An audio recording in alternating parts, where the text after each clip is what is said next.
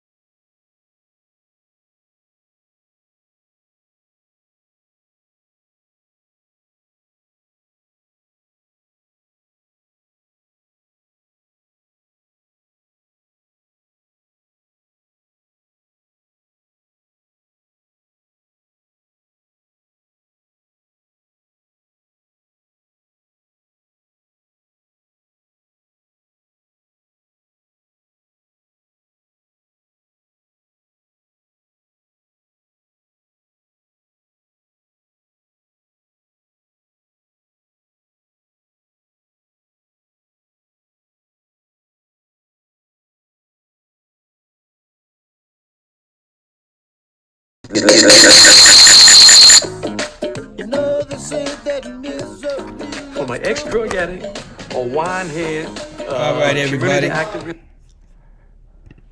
Trying something new. I'm hoping our sound is working. Is our sound working, Reed? I've been having some problems. Oh, okay.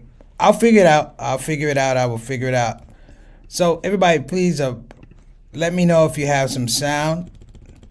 Do we have sound, everybody? Shout out show. Do we have sound? Assalamu alaikum. Walaikum assalam. Okay, we got people in the audience. Alhamdulillah. Do we have sound? Reed, we have sound? Mom, we have sound? Satana, do we have sound? Because I'm going to bring all those joints back. Okay. All right. Well, let me start because I don't know who we have on here. Let me make sure the mic is right. Okay, I see the problem. Okay, everybody, we have sound right now. Let me see. Okay, thank you. All right, everybody. Well, I was trying something new on the technology side. It didn't work out the way I wanted to, but you can't blame your brother for trying. So I will be able to bring those back. Some of the people that you saw. The first one up was Max Robinson. Max Robinson was the first person you saw, and the second person you saw was Ralph Waldo Petey Green, who I will explain both of them to you, because this show is about celebrating black journalists. Now, why is that important? And if people go, why would you bother? Why bother? I'm going to tell you why you bother. You know, we do a show that's basically an informational show. And myself, I could have put Oprah on here, and I will celebrate Oprah for sure. But I think the thing is, I wanted you to get a glimpse of some of the things I saw when I was growing up. I'm a native Washingtonian. So some of the things that I saw was this black man, Max Robinson, who was, he started, I think, WTOP, not WTOP, one of the TV stations with Gordon Peterson, a guy named Gordon Peterson, and that's when they used to co-anchor. They still co-anchor, but this was the first black-white tandem. I mean, there was dynamic. And I want to say Max Robinson was one of the guys that taught me so much about journalism, the whole idea, the exercise of journalism, the effort of what you do to put together a story. And even for us, to put together a show, to be able to do the ShOUT show, you would think it becomes monotonous or somehow you lose your way. We're easing into 300 episodes, brothers and sisters, 300 episodes. And I think the thing that's amazing is that it hasn't gotten stale. And the reason it hasn't gotten stale is because I learned from really good people. Many of you know that I have my degree in broadcast journalism. So one thing I can say about those people up north, when I got my degree, they made me understand that at least I'd be able to have a journalism writing degree and be able to communicate effectively, whether it be through this situation, through the computer, live streaming, or just per se, if I had to write it out, per se, if I had to do a radio broadcast, they made sure that I was well equipped. And the thing about Max Robinson is that he came from Richmond. He came from a family that's fairly established. The Robinson family out of Richmond produced Randall Robinson, who was a Harvard-educated lawyer, well known for his philanthropic efforts and his efforts against apartheid. His youngest sister was a PR person for Duke Ellington School of the Arts in Washington, D.C., and he had another sister who I believe was a teacher, but well established. Now, before I get into that, because I know I got to line these videos up again, and I apologize, brother and sister. It's the technology. I'm still trying to learn it on this computer. I'm going to shout out if you're new to the program. If you're new to the program, I'm going to tell you what I've said pretty much every show. Thank you for coming. We appreciate you for spending some time with us as well. If you don't mind, it's very simple. I'm the host. My name is Preacher Moss. I'm just a host. This is the platform, but this is everybody's platform. And I hope on Wednesday, as you guys saw at the bumper at the front, that you're getting your emails to Sister Satana so we can get you links to be on the show. I don't want you in the comment section on the 300 show. I want you on the show. We're gonna tape it, and I'm gonna send everybody their own copy, their own link of the show. You can say, "Hey, look, I was on the ShOUT show." Me too. No. I was on the ShOUT show. So I want your face in the place. So that's a nice way of saying I really appreciate you. So if you're new to the spot, you can still be on, but I have to tell you now, I'm not going to disregard my stars in the building. Okay, let me introduce them when you let me introduce them. But again, and also if you're coming on the show, give us a little bump. Click that link button, click the notification button, click the like button. We all need a little bump every once in a while. Like in the words of the old song, I get by with a little help from my friends. So do I. Now, before I get into today's topic, I want to make sure I shout out. I give my stars in the building who let me know my technology is off. This is funny because I tried to do this thing before we even started, and I guess that's the thing. I was trying something different with two studios, brothers and sisters. So I'm trying to do my own video mixer with StreamYard, and it messed up. It didn't let me do what I wanted to do, but I'm gonna figure it out. I will figure it out. So let me shout out people. We got Ree. We have Ree, who is the craft services director responsible for the nutrition on the Shout Out show. Ree, I want you to come on with some nutritious recipes that you could talk about on Wednesday. Something that a family could cook, quick, clean, and easy, and cost effective. Brother Yusef, man, I'm glad you're holding it down, brother. I'm glad you're holding it down in Fifth Ward. I'm sorry you guys are dark, man. I'll make dua for you that rolling power outage is not long. I hope it ends, inshallah, and it ends quickly. Snow in Texas. When you're talking Houston, you're talking Dallas, you're talking to Louisiana. It's a mess, brothers and sisters. So big duas go out for everybody in those areas that's been affected by this storm. Man. I talk about temperatures in Texas, 16 degrees, 23 degrees is a high. I mean, it's bad. Shout out to Sister Satana, our consultant producer, who has been holding this thing down. And Sister Satana, I apologize because I tried to do something different. You know, I tried to get it up and going, but it didn't work for me. I should have proofed it. I'm telling on myself I should have proofed it. I didn't do it. But let all knows best, man. It's good to have a little adventuresome streak in terms of presentation. So, wa alaikum assalam wa rahmatullahi wa barakatuh. Brother Altaf, my main man from Toronto, visits us every day. No passport, no immigration. He doesn't worry about those things. He's always front and center here on the Shout Out show. And make sure, brother Altaf, I'm gonna be seeing you on that show, brother. I want that Maple Leaf love on the Shout Out show. Sister Rabina, our official, unofficial director of research, always giving us a lot of information, pertinent information, keeping my mind moving and keeping the ideas fresh. Because sometimes she puts some things up and I'm going, you know, that was really good, and I might make a show out of it. I made a show out of a couple of things that she sent me. So appreciate you, Sister Rabina. Plus, she comes all the way from the UK. She should have been asleep about an hour and a half ago, but here she is, tuning into the Shout Out show. We appreciate you. Thank you so much.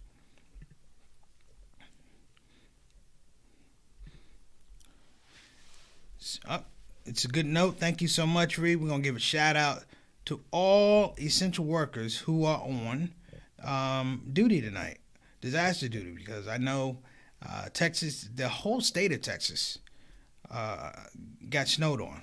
Snow and ice, sleet. It wasn't pretty. I mean, even though the sun is up in a lot of areas and it's melting snow, the damage has been done. I mean, Texas only has like 2 snow shovels, and they loan 1 to Louisiana, so basically, when it snows in Texas, just stay in your house for 2 weeks. That's what it comes down to. Let me give also some shouts out. Let me give Sister Yasmin Fruits, all the way from the UK. We appreciate you coming on. It's much appreciated. So if I haven't said thank you correctly, let me say thank you right now. Appreciate you, and we're going to make this thing work the way it's supposed to work. So, and we got more people here today. We got Sister Aika from Indonesia. She's visiting her mother,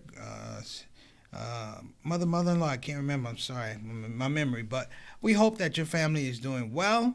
You're blessed, and we tell you, we all of us emphasize that you travel safely, and Allah will take you there and bring you back safely. Okay. And Sister Janice, what's going on? What's going on, Sister Janice? All the way from Seattle. We appreciate you, Sister Janice. And, you know, she sent me some information. Sister Janice, I might want to use that piece that you use sometime later this year. Great piece that she did as a part of Interfaith. So I think I want to share that as well. Look at Doug. Doug, you need to consult your professional.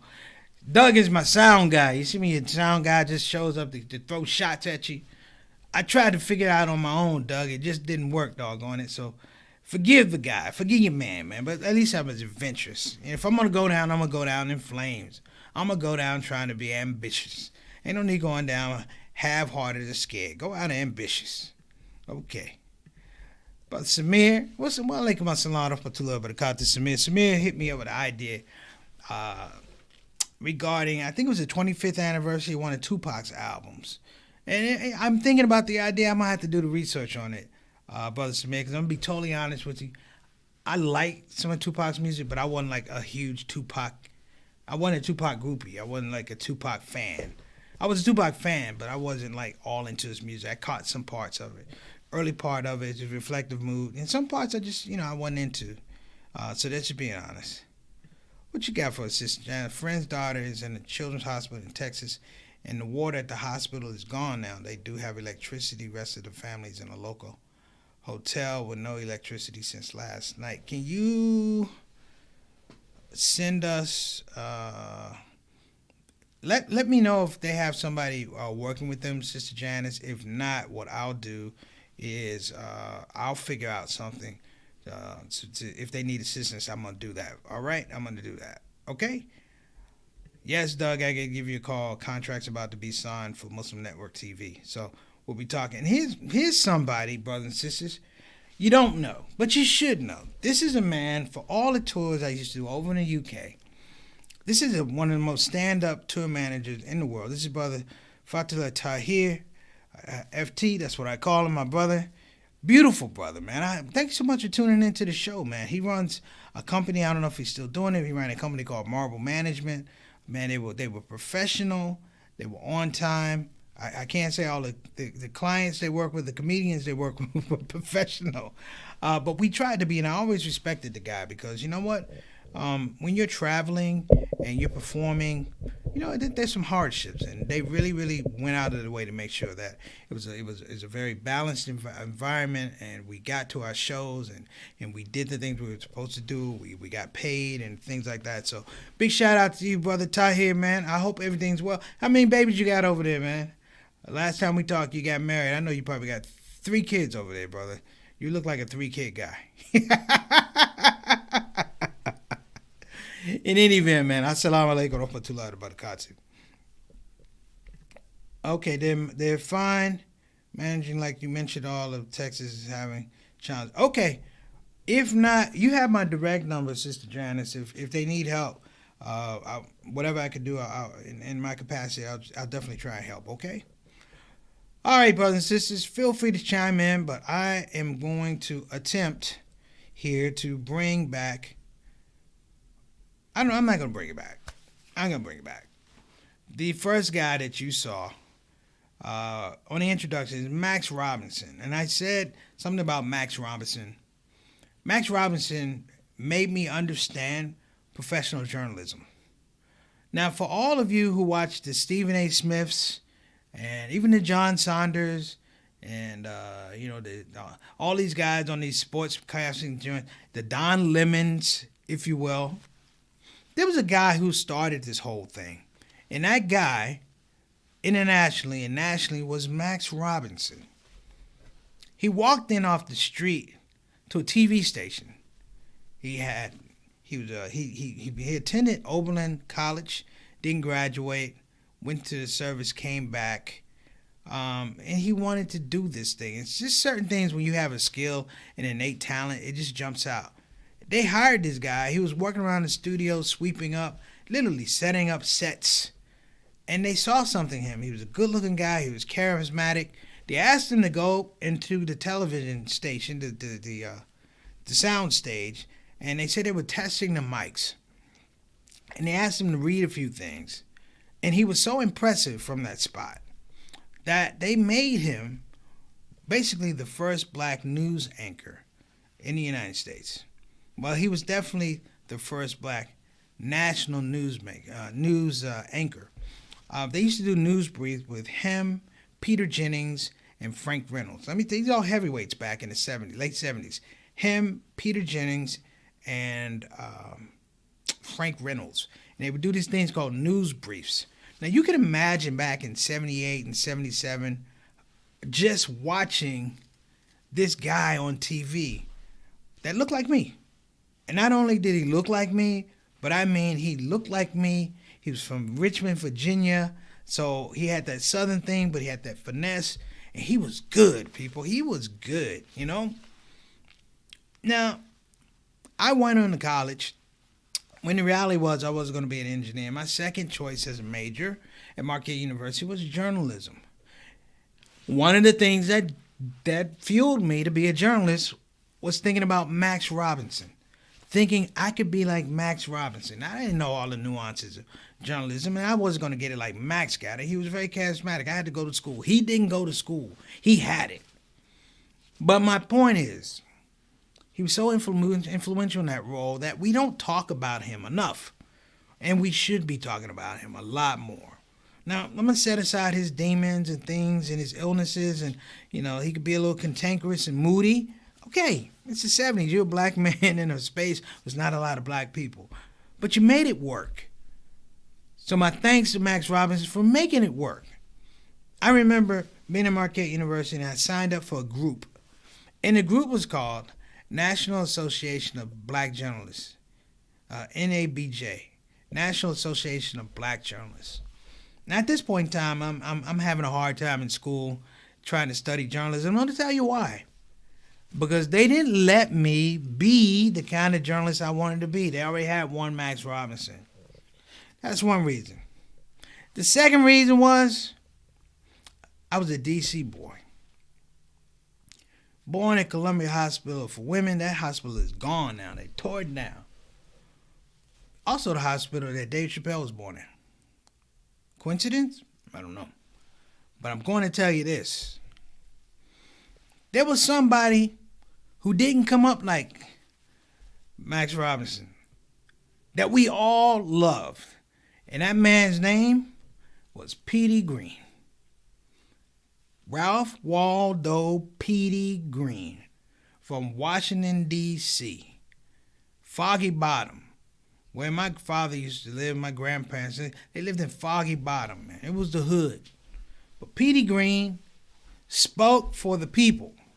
And somewhere along the line, while I love Max Robinson, in my heart, I was Petey Greene. I wanted to be the people's champion when I got on the mic and started talking about things.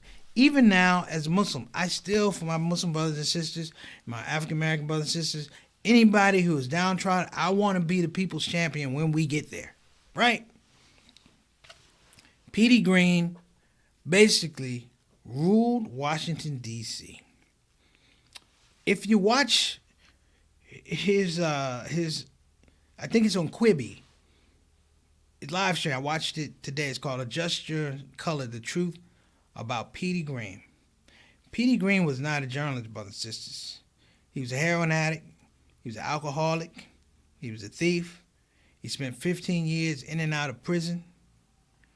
But that 15 years, when his mother died while he's in prison, his grandmother died while he's in prison, the grandmother who raised him, he made a vow that I'm not going to go back to prison.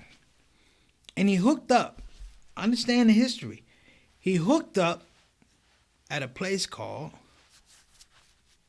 you know what I'm going to say. He hooked up with a radio station owned by Dewey Hughes. It wasn't owned by Dewey Hughes. I take that back. But it was WOL, and then it became the talk station. Like if you go to D.C., you talk about Dewey Hughes, Kathy Hughes, and Petey Greene. Everybody's going to have a story, a relationship story. And my relationship story to Petey Greene was I was able to listen and watch Petey Greene with my mother and my father all together. Now, Petey Greene was rough. He called you the N-word in a minute. If you're white, he called you a cracker. He didn't care. He spoke the language of the people. And I respected that because he never changed.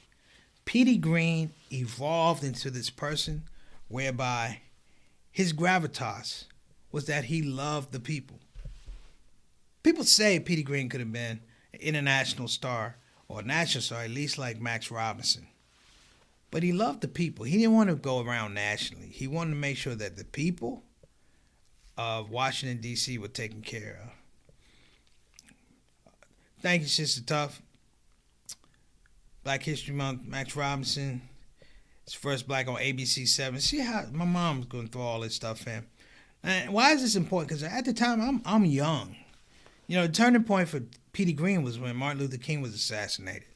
And they were getting ready to tear down Washington, D.C. Dewey Hughes and Petey Greene got on the radio station, and they talked the people through a crisis. The only voice, they say, in D.C. that Washington, D.C. would listen to was Petey Greene. he had a lot of demons too. He'll tell you heroin. He'll tell you alcohol. We all knew these things about Petey Greene. It was never a secret. His scars he wore on the outside. But he told you, these are my scars, because he didn't want you to have scars. Max Robinson, we didn't know about Max's scars to the end, and it was late. But it didn't matter, because I'm 54 years old, trying to tell a computer, and hopefully people on the other side, how magnificent these men were and why they meant so much to me. Because if I mean anything to you, it comes from them. The fact that I want to put a show together, that's Petey Greene. The fact that I want to do research and make sure it's tight and it's informative, that's Petey Greene and Max Robinson. The fact that I'm doing it speaks to the fact that those guys did it and nobody gave them a handout. It speaks to the entrepreneurial understanding of serving your people. Meaning that if the people are your business, then you have a fiduciary responsibility to do the best business that you can do. I don't know how to explain it or express it, but sometimes, brothers and sisters, we got to break out of these funny walls that we've been in. We can't sit here and speak about the same things over and over again. You can't have an impeachment whereby you already know the outcome of the impeachment, because people are not going to change their mind and call it a fair process and call it service to the duty of the people in the United States. Like Petey Greene said, you got to call a cracker a cracker. I'm not saying a white person, but you got to call a cracker a cracker. And Petey Greene said, you got to call a nigger a nigger. I'm not saying all black people, but you got to call a nigger a nigger. And it sounds ooh and it sounds ugly because we're in this space right now where we're so worried about what everybody else thinks about us. Doesn't matter if they're right. Doesn't matter if they're wrong. We're really just worried about perception and the image out there of so-and-so may say something about so-and-so, about my character or your character. It's not so much that you raise your kids, you go to work, you do honest work, you pay your taxes, you help your neighbor, you take care of your parents. It's not anymore. It doesn't matter anymore. Journalism is a joke these days. Journalism couldn't suffer Petey Greene. They could barely, one of Petey Greene's episodes, go to Adjust Your Color, The Truth About Petey Greene. Look at one of the people we had on in one of his interviews. Who? Howard Stern. In blackface. With a wig on.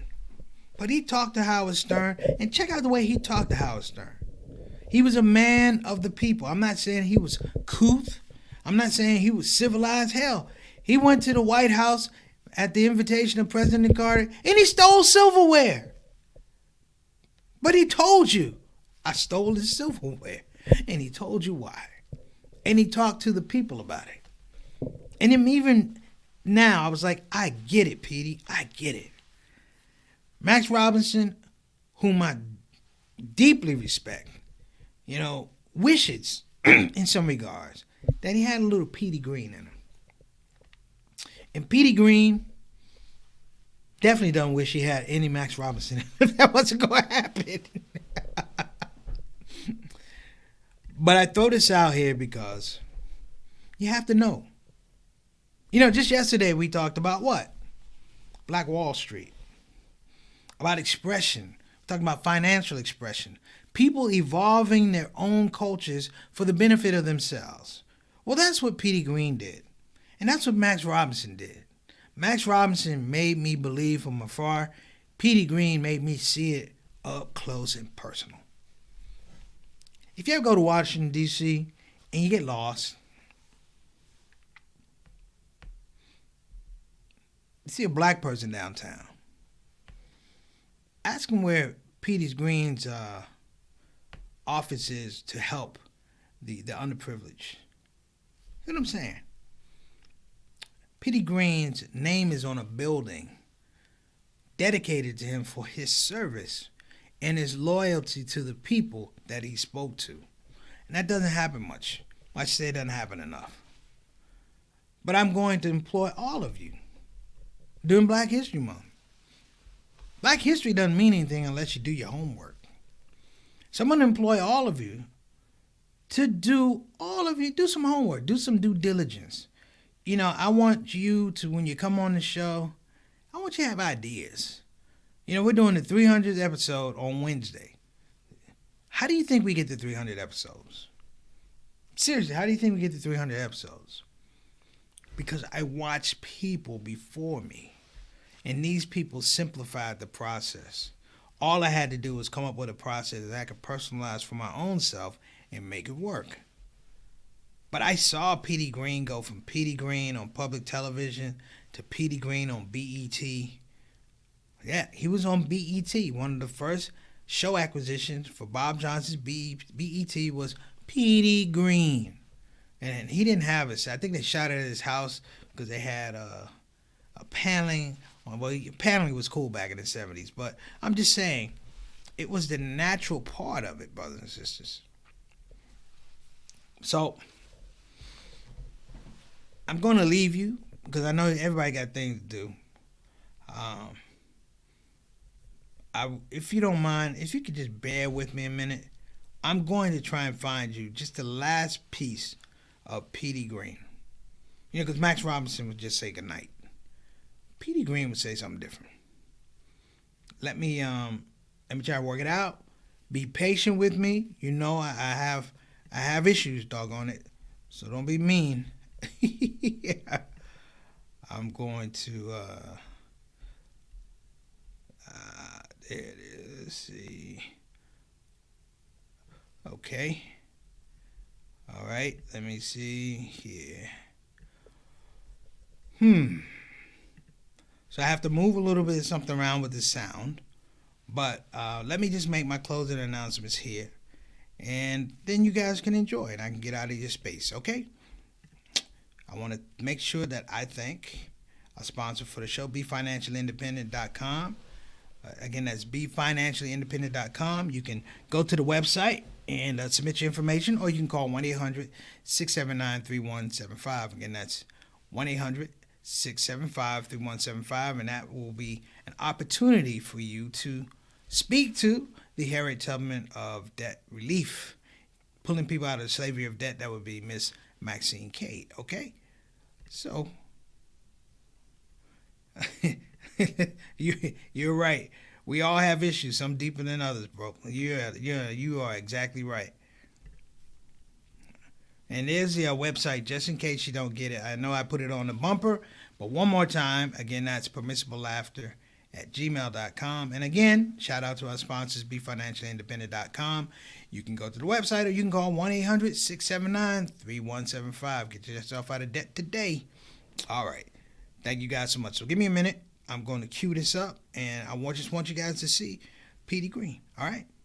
So, a little patience with your brother. Thank you so much.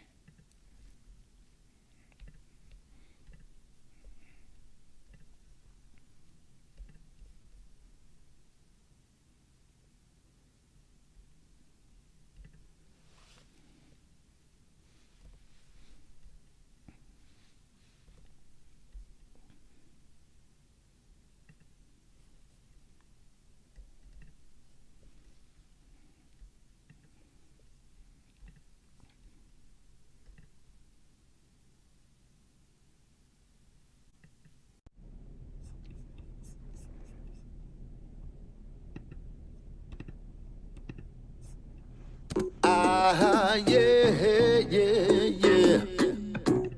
Come on, look, let me tell you one thing, sucker. I just can't understand how we as black people start eating watermelon in the closet. There's three things that I'm an authority that I can speak on. One is drugs, one is alcohol, and the other is venereal disease. I've been victimized of all three of them.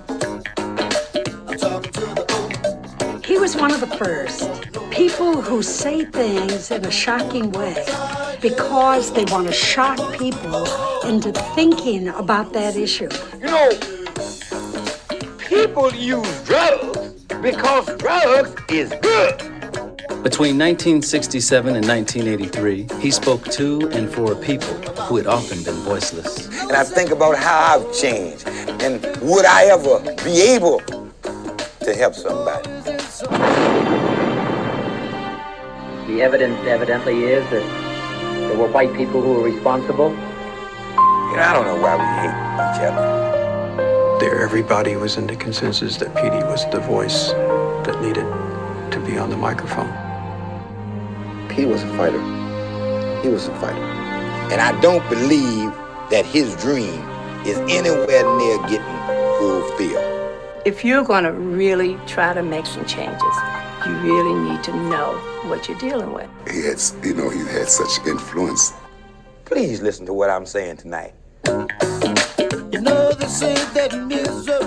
From an ex-drug addict, a winehead, community activist, radio host, comedian, MC. How come I don't get no big chair? This is Peter Green. So grab your head and make a fist, listen to me, and remember this, and I'll tell it to the hot, tell it to the cold, tell it to the young, and tell it to the old. I don't want no laughing, I don't want no crying, and most of all, no signifying. I don't want no signifier. Hey everybody, this is your brother Preacher Moss. Listen, I hope that you enjoyed your Shout Out Show experience. We'll be back with the next show, the next Shout Out Show. A simple ask before you go, please help your brother out. Click that subscribe button, click that notify button, and I'll see you again on this side of the microphone. You probably wonder what that smell is. That's me. I smell good. And the reason I smell good is because I use oils from Tarifa. So I'm not saying you can't smell good. I'm not even saying you stink. I'm saying you have the opportunity to smell exquisite. Check out tarifatar.com for some of the best oils and scents in town.